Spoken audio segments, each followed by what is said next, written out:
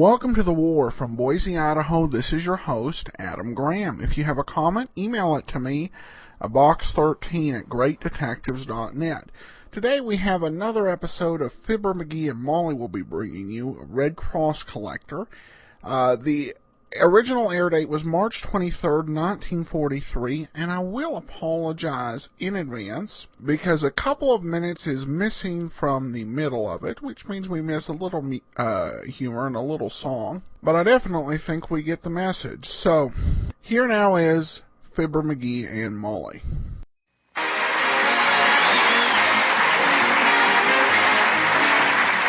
Makers of Johnson's Wax and Johnson's Self-Polishing Glow Coat present Fibber McGee and Molly, written by Don Quinn, with music by the King's Men and Billy Mills Orchestra.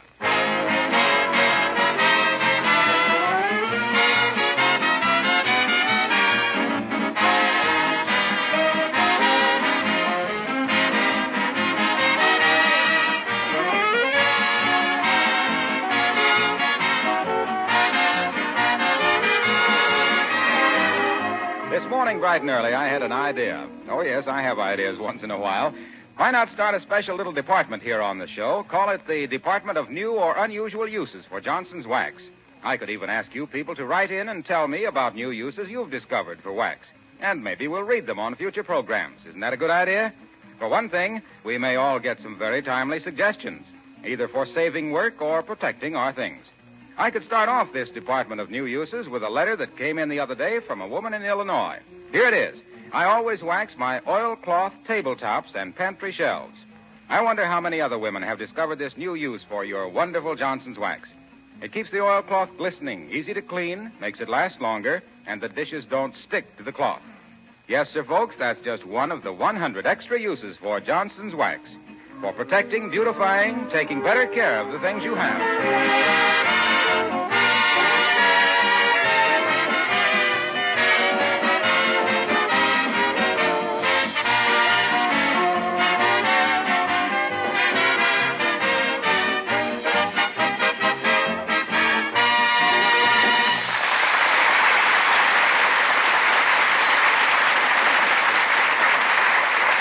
It's a strange and wonderful thing that in times of great national emergency, some born leader always arises to lead his people to victory.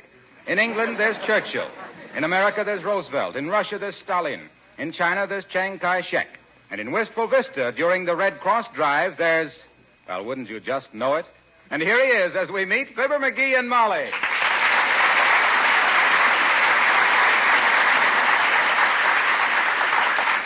So you've been appointed to collect funds for the American Red Cross, have you? Couldn't turn them down. When do you have to go to Washington? Oh, I won't have to go to Washington. It's too crowded.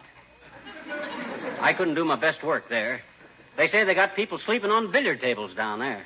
Well, what's another 7 hours behind the 8 ball to you anyway? Oh, anyway, I'm not exactly the national collector for the Red Cross. Oh, just for this state, huh? Well, no, not exactly for the whole state. You see, Just for Wistful Vista? Well, practically, yes. I'm in charge of this neighborhood. Or to be strictly accurate, of this street. Oh, the whole street? No, just this side of the street. Well, heavenly days, even that's a responsibility. The whole of one side of the street. Oh, it ain't exactly the whole side of the street. It's just this end of this side of the street. Your territory's getting more exclusive by the minute, dearie. You sure you're not just in charge of the last 4 feet of the east side of our coal cellar? No, sir. I got the responsibility of collecting funds for this whole end of the street. My quota is $50. $50? Isn't that a lot? $50 is just a drip in the sink. You realize that the Red Cross has already turned out to 520 million surgical dressings? Did you know that the Red Cross operates 150 service clubs and recreation centers for the guys overseas? Do you realize... Wait a minute, dearie. You don't have to sell me the Red Cross. Oh. What I want to know is, who appointed you? Well, you see, it was a kind of a volunteer thing. They were all... Who appointed you? Well, frankly, it boiled down to a choice. Who appointed you? I did. Who set the quota at $50? I did, and I'll collect it, too. If anybody comes to this house today without kicking in some dough, I ain't the salesman I think I am. All right. You don't have to stick your chin out at me. It's a wonderful idea, and I'll help you. How much does the Red Cross need in all? $125 million. Well, you may have a hard time collecting money for anything just after people have turned their pockets inside out to pay income taxes, McGee. This ain't a matter of reaching into your pocket. This is a matter of reaching into your heart.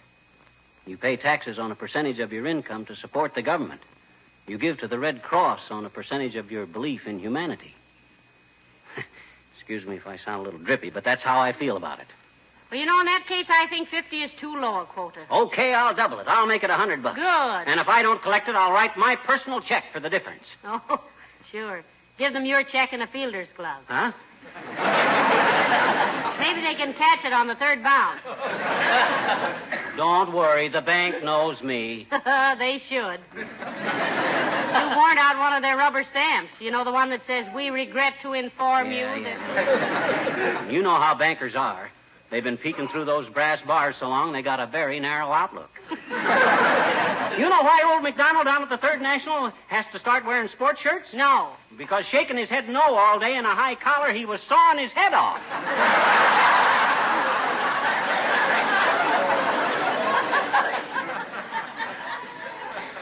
As a friend of mine, old Fred Nittany of Starved Rock, Illinois, used to say, he says to me... Come in.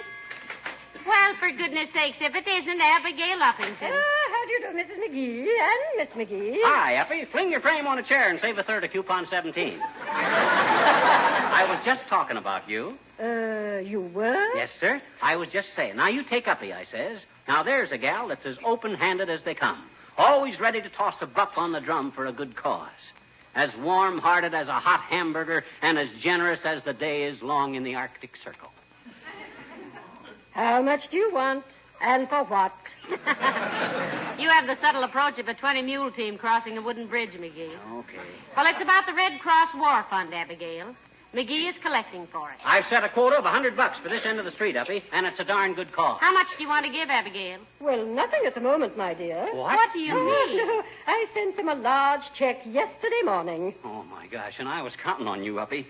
Hey, you got any sporting blood, kid? Now what, McGee? Ever see a pair of these before, Uppy? Why, what interesting little objects, Mr. McGee. Made of ivory, are they not? Yeah. They're called dice, Abigail. Uh-huh. Otherwise known as Memphis marbles, Birmingham dominoes, and gutter golf balls. You play a game with them called craps, Uppy. What do you say we try it? Oh, say for a nominal sum. The winnings to be donated to the Red Cross. What do you say, kid? Oh, McGee, now don't take advantage of Abigail's ignorance. Oh, my dear, I should love to try it. What does one do with the deuce? Dice, Uppy. Dice. Oh, but there are two of them, Mr. McGee. Dice singular, deuce plural. Well, they're still dice, Abigail. And it's singular what people can do with them, plural. Sure, McGee. Now, look, Uppy, you shake them in your hand like this, you see? Mm-hmm. Then you throw them out and try to throw a 7. But if the dots on top add up to, say, 8, why, that's your point. You got to throw them again and try to make an 8, see? If you get a 7 before you make your point, you lose. Otherwise, you keep trying for the 8 till you get the 8. Oh, sounds ridiculously easy, Mr. McGee. Famous last words. Well, you got the right spirit, Uppy. And whatever I win, I'll give to the Red Cross. How much you want to play for? Well, you said some nominal sum. Let's say $20. Wow. That isn't nominal, that's phenomenal. Well, $20 it is, Uppy. Now, you take the dice. Here. No, not in the palm of your hand, not between your thumb and forefinger. $20 on the carpet, and I'll cover it. You kneel down and roll them out. Go ahead. My, this is fun, isn't it, really? I should warn you, Mr. McGee, I was very good at playing jacks when I was a girl. Ready? Ready. Shoot 'em. Come on, babies, talk to Mama. Come 11. A 4 and a tray, and we're here all day. Abigail. A 5 and a 2, cause the rent is due. 7 it is. Cover that 20, and you're going to need plenty. Roll them out again, Abigail. Another 7 straight from heaven. Wow, am I hot tonight? Come on, ration book. Mama needs shoes. 8 off from Decatur. 8's my point, and I'll clean the joint. Feed me, buddy, feed me. Well, I'll be a monkey. Look out, Wolf. Here comes Little Red Riding Hood. Here. Here we go again. Come 7. 7 or 11. Come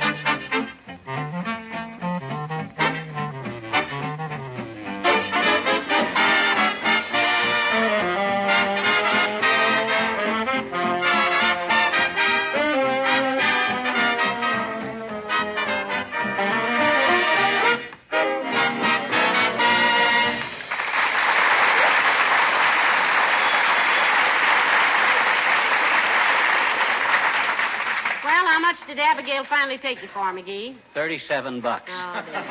But she promised she'd give it to the Red Cross.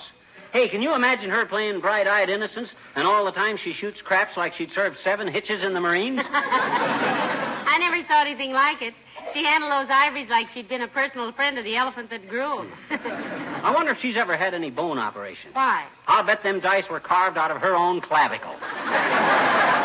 Of all the dirty tricks I ever... Did you give Abigail $37 in cash? No, I gave her a check. A check? Yeah. Why, you haven't got that much in the bank. I will have before the day is over. But that money will be for the Red Cross. Sure it is. I give her my check, she gives it to the Red Cross. I cover it with what I collect. Oh, dear. As long as the Red Cross gets $100, that's all I care. You've got me all confused. I think you better call Mr. McDonald at the Third National and tell him you might be a little overdrawn. What? Call that penny-pinching old pettifogger? No, sir. That guy ain't human. He's an iceberg that was left over from the glacial period, and they built the bank around him. I think Mr. McDonald is very nice. He always... Uh-oh, the mail girl. The baguette. Come in. Hello, dearie. Any mail for us today? Nothing but a postcard, Mrs. McGee. It's from Mr. McGee's Uncle Sycamore in Horse's Head, New York. It's way down in the bottom of my mail bag, but I can dig it out in 10 or 15 minutes. Oh, don't bother, sis. Never mind. You remember what the message was? Yes. He says he struck oil on his farm last week, and he hopes you'll forgive him. Forgive him for striking oil? Oil is the name of a hound dog I gave him once.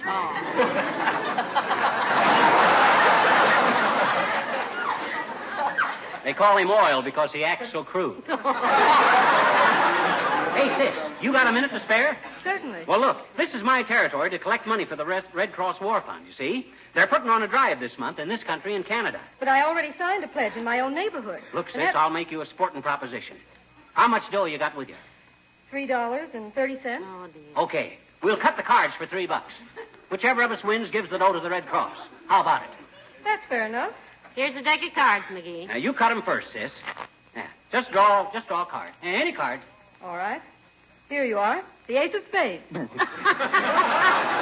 use you drawing, McGee. You can't beat the ace of spades. Right. Now, you win, sis.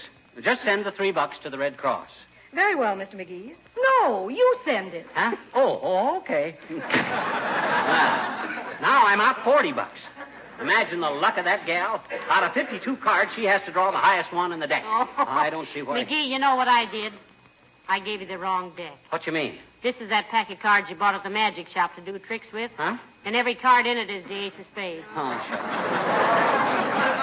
I still think you ought to call Mr. McDonald about that check you gave Mrs. Uppington. I ain't calling McDonald till I absolutely have to. He's too tough. Why, that guy won't even let his kids play the piano because they might negotiate a couple of bad notes. Well, as a collector for the Red Cross, you're not exactly the... Hello, folks. Glad to find you at home. Hello, Mr. Wilcox. Harlow, you're just the guy I was hoping to see. I'm campaigning. For what? Fewer ration points on corn. Don't irk me, Junior. Don't irk me. No, don't, Mr. Wilcox. He's had a long enough irking day as it is. Well, what's the campaign? Well, look, son. Who is it that goes all over the world bringing good health and good cheer and a helping hand? Who represents the finest and best and unselfish devotion to the cause of making the old world a better place to live? And don't say the Johnson Wax Man.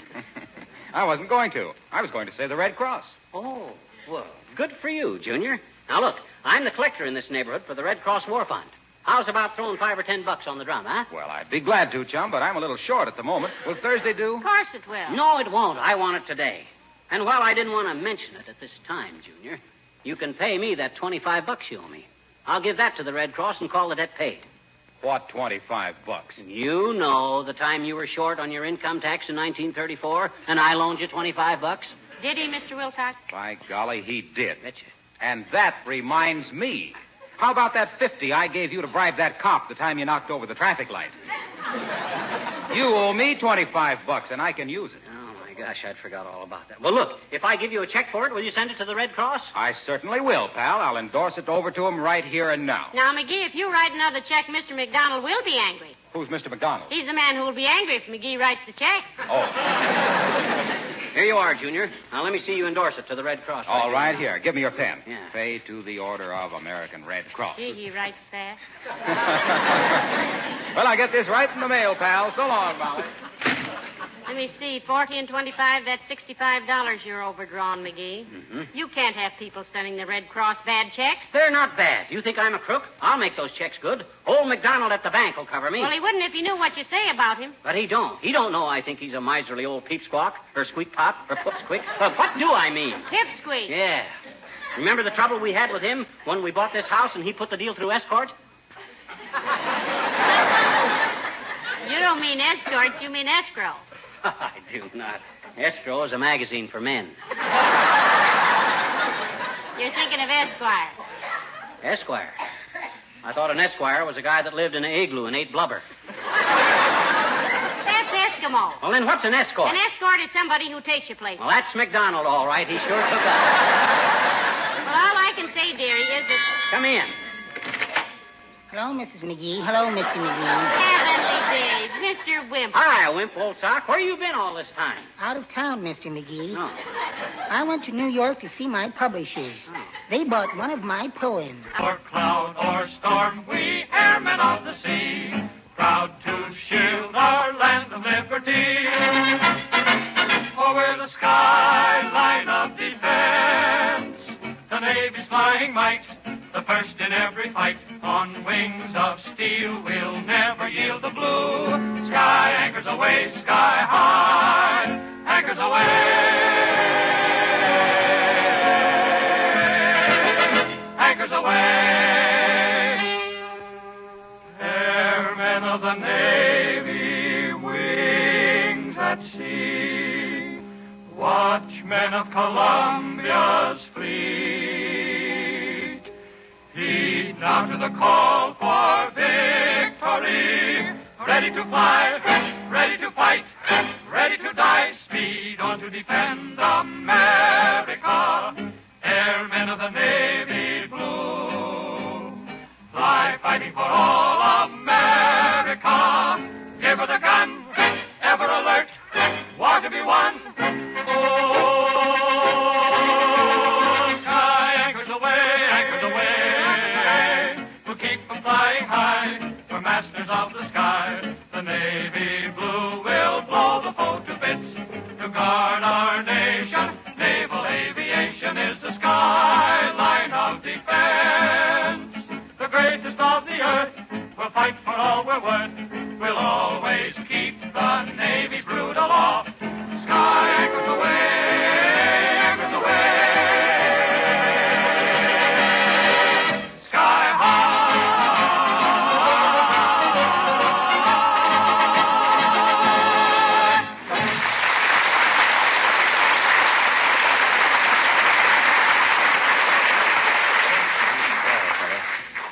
Let me see now. $37 to Uppington, $25 to Wilcox, $17.50 to Wimple. Wow, $80. Hey, Molly, Don't bother me, dearie. I'm making the bed. did you look and see how much I had left in my checkbook? Yes, I did. How much? 13 cents. My gosh, 13 cents. $80 and 13 cents is... You can't subtract that. Well, looks like I got to go see old McDonald. That old nickel nurse is sitting on $70 million, and he'll scold me for $80. If I wasn't collecting for the Red Cross, I'd... Come in. Hi, mister. Oh, hello there, little girl. Don't bother me today now. I got heavy responsibilities. I says I got heavy responsibilities. I'm collecting today for the Red Cross. Oh, how much have you collected for him so far, mister? Well, I haven't exactly... no actual cash. That is... well, the Red Cross is getting about $80 so far. Oh, gee, that ain't hay, is it, mister? No, that ain't, but we got to do better. Have you got any money, sis? Sure I have, I betcha. How much? I got $50. Huh. Well, who am I to sneer to $50? Let me take it, sis, and I'll match you for it. Winner to give it to the Red Cross. Okay, mister, here. I'll flip it and call it. Heads or tails? Go. Heads. Well, I'll be it. Heads it is. Okay, you win, sis. Here's your $50 and another one. You want to do it again? No, thanks. No, thanks, mister. If we keep on playing, you might win my $50, and you couldn't spend it anyway. Why couldn't I? Because that's why my daddy gave it to me. Huh? It's got 2 heads on it. So long, mister.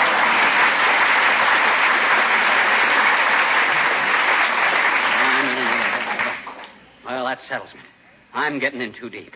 Hey, Molly. Yes, dear. Get your hat. We got to go see old McDonald.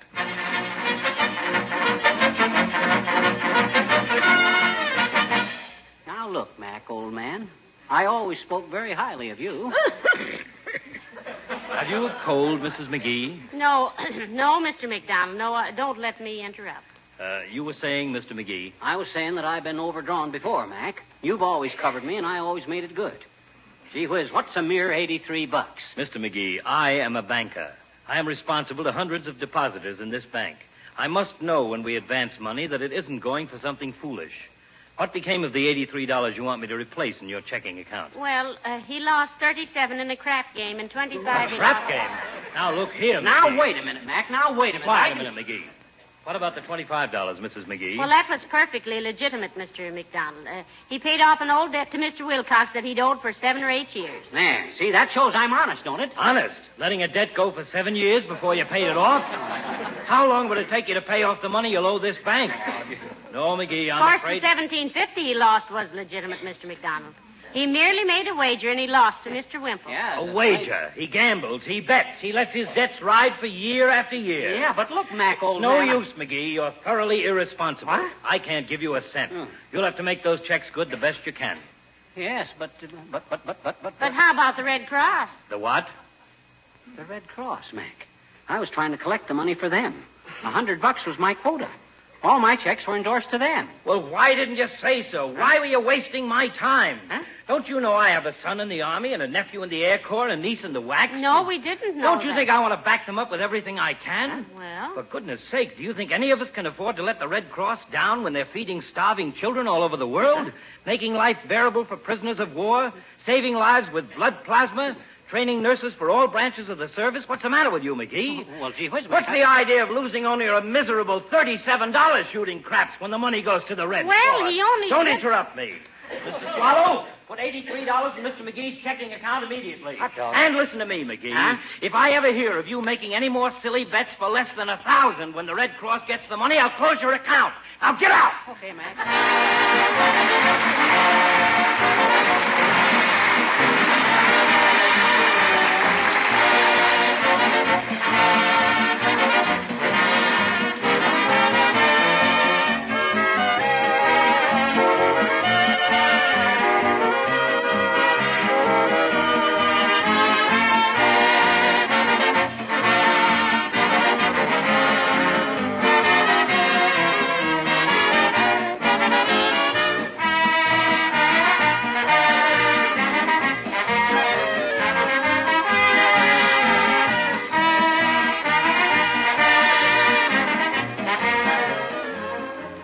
going around into people's homes, I always notice the floors. I guess you'd expect that from me, wouldn't you? Like a bus driver on holiday?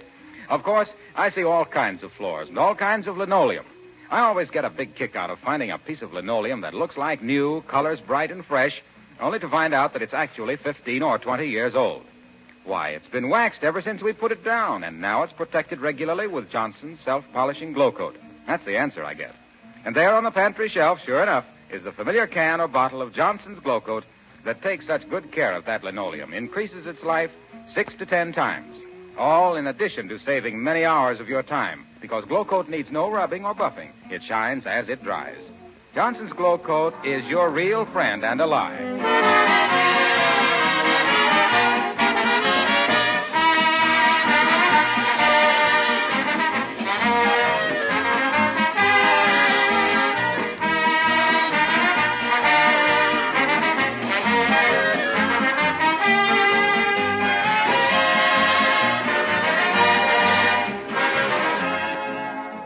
Something I want to say to you. Look, Molly, if it's about shooting craps, I promise I'll never... It wasn't about shooting craps. I just want... I know, letting that debt to Wilcox run so long. Gee whiz, I just forgot it, that's all. And after this, I promise I'll always... It wasn't about your debts. I merely wanted... All right, so I did match coins with that little girl. But my gosh, she's old enough I wasn't going to say anything about matching coins. All I was... If it was talking dirty about old McDonald, I take that back. He's okay, but I never knew... Will you be quiet a minute? Okay, let's have it. What do you want to say? Good night. Huh? Oh, good night. Good night. The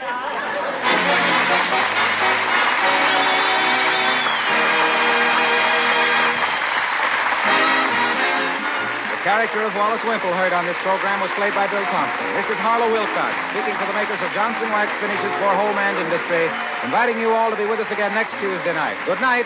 This program came to you from Hollywood. This is the National Broadcasting Company.